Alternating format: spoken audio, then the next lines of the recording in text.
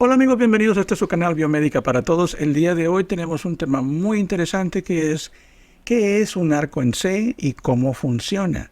El día de hoy vamos a ver todos los entresijos de este interesante dispositivo médico, el cual seguramente han visto en algún hospital y probablemente les llame mucho la atención cómo es que funciona.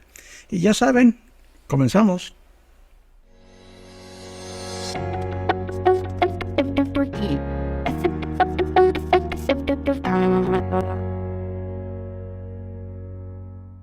Muy bien amigos, si no se han suscrito, este es el momento. Píquenle ahí abajo todos los botones y a la campanita para que reciban notificaciones cuando salga un video nuevo. Bien, vamos a comenzar el día de hoy con nuestro tema muy interesante de qué es un arco en C. Primero y antes que nada me gustaría que entendiéramos que un arco en C no es un dispositivo por sí mismo, sino es la unión de muchos dispositivos. En específico son 5 que vamos a ir viendo a lo largo de este video. Para comenzar, los arcos en C no son nuevos, tienen ya muchísimos años en el mercado, pero últimamente han tenido un repunte en la cantidad de personas que los utilizan porque se han agregado más funcionalidades que les han permitido a muchas personas, específicamente médicos, que antiguamente no lo utilizaban, comenzar a utilizarlo en sus procedimientos. Vamos a ver estos 5 elementos que forman un arco en C. Para poder entender el listado que vamos a ver, primero debemos definir qué es un arco en C. Bueno, en español se le llama arco en C. En inglés yo pienso que tiene un nombre más apropiado, que es de brazo en C. Sin embargo, utilizaremos la denominación en español porque es la que todo el mundo conoce, que es la de arco en C. Bueno, un arco en C es un dispositivo médico que utiliza imágenes radiológicas en tiempo real para definir problemas en el interior de un paciente, ya sea para establecer un diagnóstico o para realizar un procedimiento de corrección, o sea, en alguna medida terapéutico. La importancia del arco en C radica en su portabilidad, como lo veremos en unos minutos más. Primero estableceremos las 5 tecnologías que están aplicadas en un arco en C, que por sí mismas son tecnologías independientes. Cada uno de estos son el rayos X, el fluoroscopio, el intensificador de imagen, la cámara de video y la computadora. Comenzaremos hablando del rayos X. Hablar del rayos X por sí mismo me implicaría varios videos, porque es importante cada una de las partes que lo forman, pero vamos a hacer un resumen que se aplique a nuestro tema del día de hoy, que es el arco en C. Como ya vimos en un video anterior de la serie de los pilares de la biomédica, vimos acerca del tema de la luz. La luz es uno de los elementos más abundantes de la naturaleza, pero de todos los rangos de luz que sabemos que existen, solo podemos ver una pequeña cantidad. Dentro de este rango de luz se encuentran los rayos X. Los rayos X son fotones, son elementos de luz, pero que están a una frecuencia o una longitud de onda muy alta. Vimos esta gráfica y aquí vemos en dónde se encuentran los rayos X. Hay 2 maneras de generar los rayos X. Uno es la naturaleza por sí misma genera los rayos X. Nuestro sol, que nos ilumina todos los días, genera una gran cantidad de rayos X. Muchos de ellos se filtran en la atmósfera, pero hay otra manera de generar los rayos X, es de manera artificial. Y esta es la manera en la que nosotros utilizamos el rayos X en el arco en C. Los rayos X se descubrieron por casualidad. Se atribuye su descubrimiento a Wilhelm Röntgen, pero la historia es bastante interesante. Antes de él ya se realizaban experimentos para detectar problemas o reacción de los gases a las grandes corrientes eléctricas. Y lo que se hacía es para evitar el contacto con el oxígeno y los demás gases que hay en el ambiente, lo que se hacía es que se cerraba en una esfera de cristal los 2 electrodos, tanto el positivo como el negativo, se le aplicaban grandes cantidades de corriente a esa esfera de cristal y se veía cómo reaccionaban. Se pensaba que de esa manera se podían identificar gases nocivos o que fueran peligrosos para la salud. Röntgen ya había estado al tanto de estas investigaciones y lo que él vio es que cuando se activaba la energía en el tubo de vacío, se generaba una luminiscencia o color violeta, que esa es la que él iba a investigar, no los rayos X. pero se dio cuenta que había ciertos elementos químicos en su mesa que cuando se activaba la energía en el tubo, estos brillaban. Decían, ¿cómo es que eso sucede? Y fue cuando se descubrió que había un elemento energético que radiaba de la esfera de cristal y que cruzaba muchos materiales. Cruzaba papel, cruzaba cartón, cruzaba tela, cruzaba algunos metales ligeros. Entonces, a este rayo o a esta energía que él no entendía de qué se trataba, le llamó energía o rayos enigma, que después lo cambió por rayos X porque no sabía lo que eran. Con el tiempo se quedó esta definición para este tipo de radiación y es la que actualmente tenemos. Actualmente se realiza la generación de rayos X igual que como la hizo él en ese entonces. Para tener rayos X confiables se requieren algunos elementos. Primero, se requiere una gran cantidad de voltaje. 2, se requiere una gran cantidad de corriente. 3, se requieren dos materiales específicos, uno para generar el envío de electrones y otro para captarlos. Esto es un emisor y un receptor. Al emisor se le conoce como cátodo y al receptor como ánodo. Y lo más importante es que se tiene que hacer en el vacío. Esto es, se tiene que generar en una esfera de cristal al vacío para que el flujo de electrones sea continuo. De otra manera, los electrones chocarían con los otros gases que forman nuestro medio ambiente. Y una última condición era importante para poder que funcionara, y es que el que genera la radiación, esto es el cátodo, tiene que estar caliente para que la emisión de electrones pueda ser eficiente. Recuerden que lo que sale como rayos X no son electrones, sino es fotones generados durante la transmisión de electrones entre el cátodo y el ánodo. A la esfera de cristal al vacío, con estos dos componentes, bueno, más de dos, que es el generador de calor y el cátodo y el ánodo, se le llama tubo de rayos X. El tubo porque está hecho de cristal, es una esfera de cristal bastante gruesa para que resista el maltrato que posiblemente se le vaya a dar. Existen para fines prácticos dos tipos de tubos de rayos X. Uno de ellos que tiene ánodo fijo y otro que tiene ánodo rotatorio. ¿Por qué el ánodo rotatorio? Porque al momento de generar el disparo de los electrones, estos van y chocan contra el ánodo. Si el ánodo estuviera todo el tiempo fijo, se crearía una marca de combustión o de golpe que los electrones provocarían en el ánodo. Para evitar este tipo de daño, lo que se busca es generar un giro en el ánodo para evitar que siempre sea en el mismo lugar que los electrones golpeen. Siempre será en lugares distintos. Cuando estamos trabajando con tubos de alto voltaje y generando gran cantidad de radiación, el hecho de que tenga un ánodo rotatorio permite una larga durabilidad del tubo. Los tubos, tanto de ánodo rotatorio como de ánodo fijo, los dos se han utilizado en los arcos en C por muchísimo tiempo. Actualmente los de ánodo rotatorio ya han quedado en el pasado, pero es muy probable que lleguen a verlos. Y es muy fácil identificarlos porque para poder generar un disparo, para poder generar radiación, es en dos pasos. Se genera primero la rotación del ánodo hasta que llegue a una cierta velocidad que se considera segura y después se hace el disparo. El disparo en el caso de los arcos en C es un disparo continuo, con mucha más razón la necesidad de que el ánodo gire en altos niveles de radiación. En esta imagen vemos un tubo de rayos X de ánodo fijo. Del lado izquierdo tenemos nuestro cátodo, del lado derecho nuestro ánodo. Como vemos hay un ligero corte casi de 45 grados para favorecer la emisión de los rayos hacia una sola dirección. Y vemos el encapsulado de cristal lo bastante grueso para protegerlos.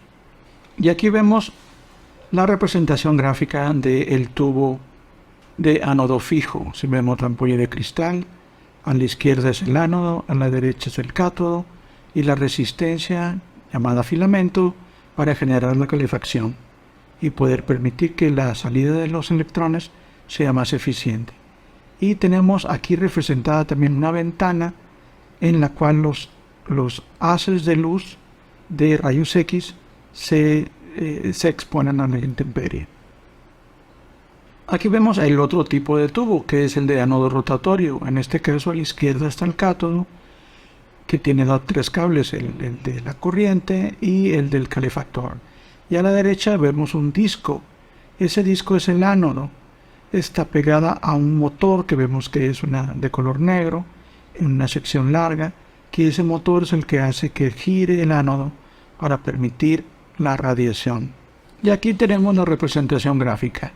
Vemos el filamento, el circuito del cátodo y vemos los campos magnéticos que generan la velocidad necesaria para que el ánodo gire y pueda protegerse de la radiación. Muy bien, ya hablamos de los rayos X. Ahora vamos a ver la fluoroscopía. ¿Qué es la fluoroscopía? Bueno, Rothkamp, cuando descubrió los rayos X, el material químico que vio luminiscer o brillar en su mesa era platinocianuro de bario. Este producto fue el que vio que brillaba en su mesa o cerca de donde estaba él trabajando con la radiación de rayos X. Entonces lo que hizo fue colocar una capa de este material entre dos placas de cristal y exponerlo a la radiación. Cuando estaba en su máxima luminosidad, puso cosas entre el tubo de rayos X y la placa para ver cómo reaccionaban. En ese movimiento vio los huesos de su mano reflejados en la placa. Esta fue la primera imagen de fluoroscopía de la historia. Thomas Alva Edison, con el tiempo y sus propias investigaciones, descubrió que había materiales que tenían mejor calidad de luminiscencia. Uno de ellos era el wolframato de calcio. Este material es el que se generalizó para poder realizar investigaciones de imagen con fluoroscopía. Es el que vemos por todos lados en las antiguas imágenes de radiología, donde vemos que hay una persona colocada detrás de una placa y en ella se podía ver los huesos en el interior y muchas otras estructuras dependiendo la densidad, la cantidad de radiación y la posición del paciente. Yo tuve contacto con uno de estos equipos hace muchísimos años, cuando yo era niño. Tendría alrededor de unos 10 años más o menos, cuando por accidente me cayeron un par de bloques sobre mi mano derecha. Yo por instinto la saqué y salió mucha sangre, se me cayó una uña y en fin, era mucho el espectáculo, vaya. Mi padre me llevó a un médico que estaba cerca de la casa. Este doctor me recibió, me dijo, bueno, vamos a ver primero si no tienes un hueso roto. Dije, pues, ¿cómo lo va a ver?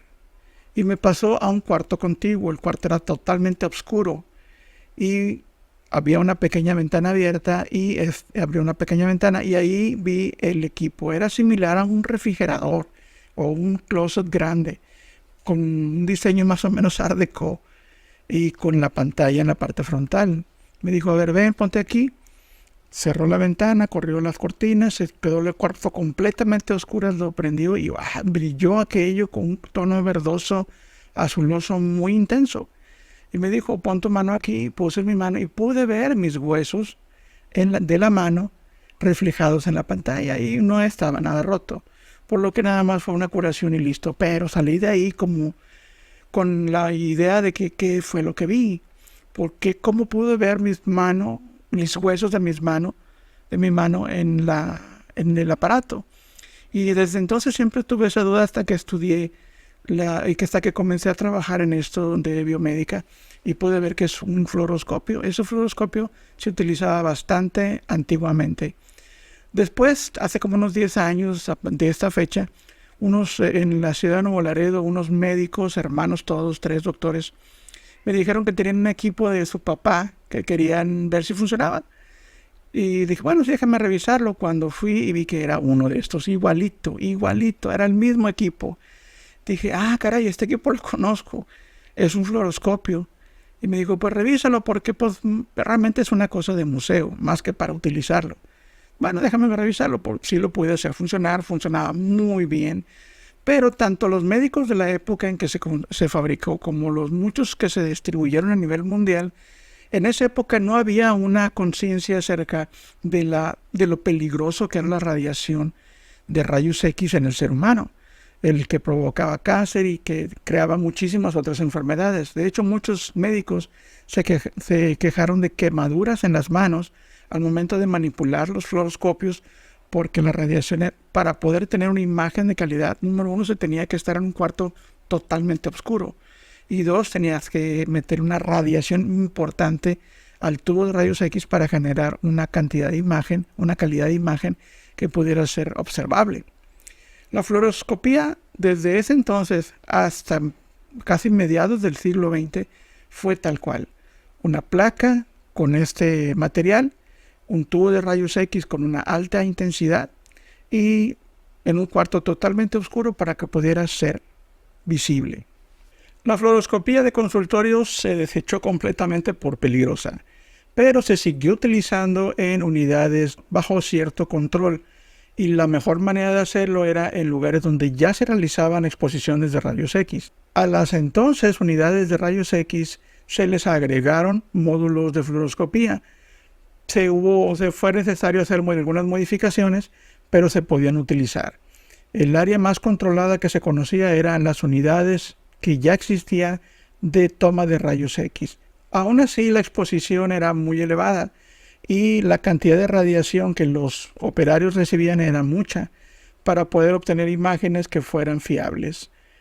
Todo esto fue así hasta que llegó la joya de la corona, el invento más importante que cambió por completo la forma en que nosotros veíamos el interior de una persona con imágenes radiográficas. Y esta es el intensificador de imagen. Ahora, ¿qué es un intensificador de imagen? Tratar de explicar el funcionamiento de uno de estos dispositivos es bastante complejo, porque tenemos que recurrir mucho a la imaginación, pero trataremos de hacerlo lo más sencillo posible para que les quede claro.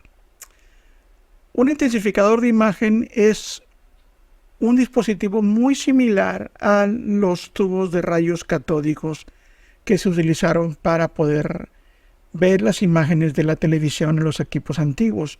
Si vemos algunos arcos en C que tienen monitores grandes de cristal, esos monitores se llaman CRT, que es tubo de rayos catódicos.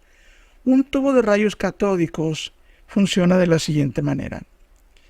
Quiero que ustedes se lleven primero la imagen de lo que es uno para que puedan entender lo que es el otro. No son iguales, puesto que el intensificador de imagen es exactamente lo mismo, pero al revés. Pero si no entienden uno, va a ser difícil que entiendan el otro. Así que vamos a ponerlo de esta manera sencilla. Un tubo de rayos catódicos, yo sé que esto no lo vieron en la escuela, pero lo vamos a explicar aquí. Funciona de la siguiente manera. Es muy similar a un rayos X. Tenemos un cátodo en el cual se generan los electrones, pero el ánodo no está cerca del cátodo, sino está muy lejos. Para poder hacer que el electrón llegue hasta el ánodo, tiene que pasar por una serie de rejas o mallas que permiten la aceleración del electrón, pero con cierto ángulo, a modo de que cuando llegue a su destino, llegue en un punto específico. El ánodo es una malla enorme a la cual el electrón tiene que llegar a través del vacío, y esa malla, al momento de que recibe el electrón, una parte de estos electrones se va por la malla, pero otras continúa su viaje, golpeando una capa de fósforo o de material brilloso o luminiscente que permite la imagen. Mientras que en un tubo de rayos catódicos lo que buscamos es que el electrón llegue en un punto en específico. En un intensificador de imagen buscamos que sea en una área específica, no en un punto. Sí se llega a un punto específico, pero por cuestiones de óptica buscamos que la imagen se refleje en un espacio adyacente al punto de enfoque. Ahora vamos a analizar lo que es el intensificador de imagen. En el intensificador de imagen, a diferencia del tubo de rayos catódicos, tenemos dos placas luminiscentes. La primera, que es donde inciden los fotones enviados por el rayos X, está compuesta de yoduro de cesio, que es uno de los mejores materiales luminiscentes para este tipo de trabajo. Junto a ella se coloca una placa. Esta placa es de un material específico. Ese material lo que hace es un intercambio entre los fotones que se inciden en la placa de cesio y los convierte en electrones. Esta placa recibe el nombre de fotocátodo. Al momento de que se produce la luminiscencia, el fotocátodo libera un electrón. Después, así como en el tubo de rayos catódicos, aquí hay varias rejillas alimentadas con alto voltaje para jalar los electrones que son producidos por el fotocátodo y ser enviados hasta un ánodo. El ánodo es el punto de enfoque, pero ese punto de enfoque solamente es el lugar en donde la imagen se invierte y se refleja sobre otra capa de fósforo que está al fondo del intensificador de imagen. Es algo similar a lo que sucede en una cámara fotográfica. Tenemos nuestra imagen que vamos a tomar. Esta pasa por los lentes, que vendría siendo como las rejillas que utilizamos para acelerar la imagen, pero en un punto determinado la imagen se invierte y se proyecta sobre la placa que capta la imagen fotográfica, o en el caso de una cámara profesional, en el sensor. Es exactamente lo mismo. Tenemos la imagen, esta es acelerada, es invertida y proyectada sobre otra capa de fósforo. Esta segunda cámara no es igual a la anterior. Esta segunda está hecha de cristales de cadmio y zinc para que la luminosidad sea mayor. Sé que es bastante complicado o bastante difícil imaginarlo, pero con los 13 elementos que les he mostrado es muy probable que lleguemos todos a la misma idea. La luz provocada en el interior del intensificador por los fotones activando la primera capa fluorescente generan en el fotocátodo que se liberen los electrones. Estos electrones son jalados por las rejillas y estos a la vez proyectados a través de un punto focal hacia un espacio posterior en donde está una segunda capa de fósforo. La imagen se ve exactamente igual, pero intensificada. Esto es con una cantidad de brillo mayor, puesto que la imagen grande se comprimió y se reflejó en un espacio más pequeño. Así es como funciona un intensificador de imagen.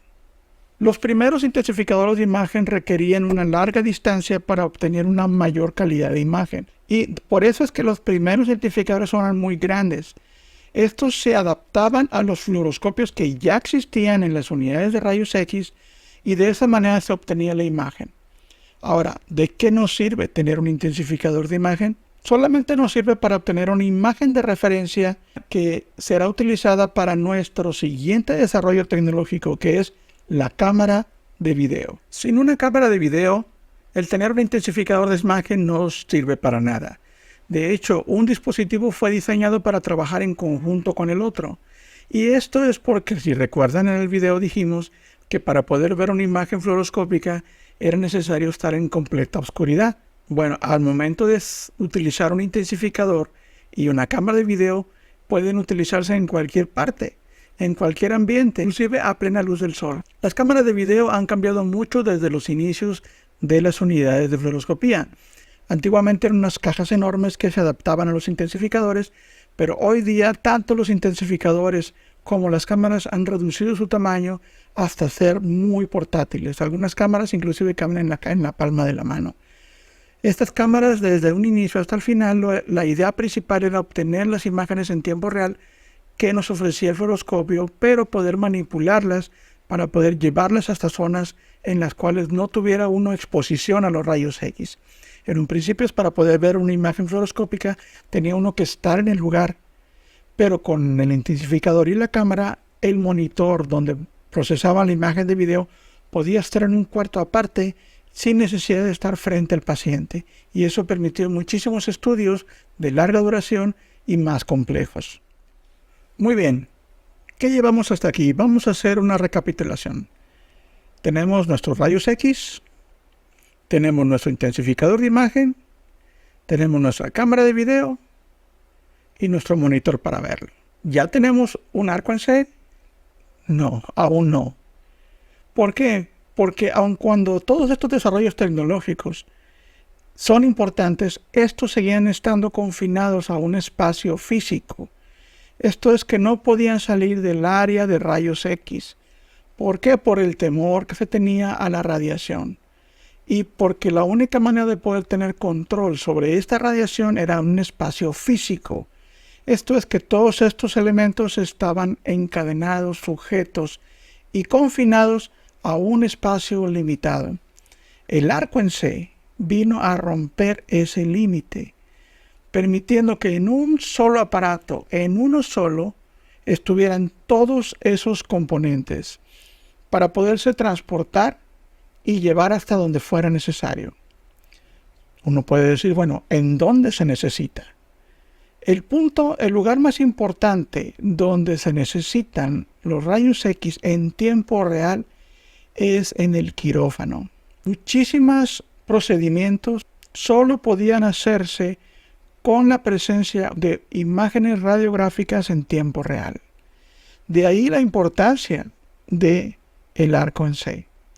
Los primeros arcos en C solo contenían esos 4 elementos, que era el rayos X, el intensificador, la cámara de video y un monitor para verlo. Su enfoque era más que nada para resolver problemas traumatológicos o ortopédicos, por lo que el siguiente desarrollo tecnológico fue el que marcó el parteaguas en el uso del arco en C. Estamos hablando de la computadora. La computadora fue la que creó el siguiente nivel. Por lo tanto, vamos a hablar acerca de la importancia de la computación en los arcos en C. Al integrar la computadora y el software especializado a lo que ya teníamos, ahora podemos capturar la imagen generada por la cámara de video y podemos manipularla y podemos transformarla. Podemos utilizarla a nuestro antojo, podemos almacenarla y a la vez podemos imprimirla o enviarla vía DICOM a un servidor de datos y poder después enviarla al mundo entero a través de Internet. Claro que estamos yéndonos un poco más rápido. En un inicio la computadora solamente servía para almacenar la información, pero después con el software especializado, como ya lo dijimos, estas opciones explotaron. Existen 2 grandes cambios dentro de los arcos en C con la computación. Número 1 es la manipulación y manejo de imágenes, pero la segunda opción es aún más importante, que es la llamada sustracción digital. Con la sustracción digital se podían realizar procedimientos que solamente eran posibles en unidades de fluoroscopía fijas, y esto revolucionó el uso del quirófano como una área en donde se podían realizar estudios de esta clase. En el siguiente video vamos a analizar todo el funcionamiento de las diferentes partes de un arco en C. Estamos hablando de cómo se posiciona, cómo se utilizan las técnicas, cómo se sube y se baja en las diferentes funcionalidades, qué es un iris, qué es un obturador. Todo eso lo vamos a analizar en nuestro próximo video. Creo que hasta aquí es bastante, les he dejado muchísima información que les va a servir para nuestro curso que llevaremos sobre arcos en C, específicamente de la línea Arcadis de la marca Siemens. Pero les va a servir para cualquier arco en C. Si ustedes ven un arco en C en su hospital, con el simple hecho de ustedes verlo, van a saber exactamente qué es lo que tienen frente a ustedes. Y es posible trabajar en él para repararlo, darle mantenimiento y muchas otras cosas más. Estos videos son para eso, para que ustedes se valgan por ustedes mismos, para que ustedes sepan qué hacer en su momento y que no se limiten porque no sepan. Recuerden, si estos videos les gustan, comenten. Si hay algo, una duda que quede frente a todo lo que hemos presentado, con todo gusto, un servidor está deseoso de poder contestarles. compartan, denle like, suscríbanse. Estos videos son para ustedes. Los esperamos en nuestro próximo video. Hasta luego. Bye bye.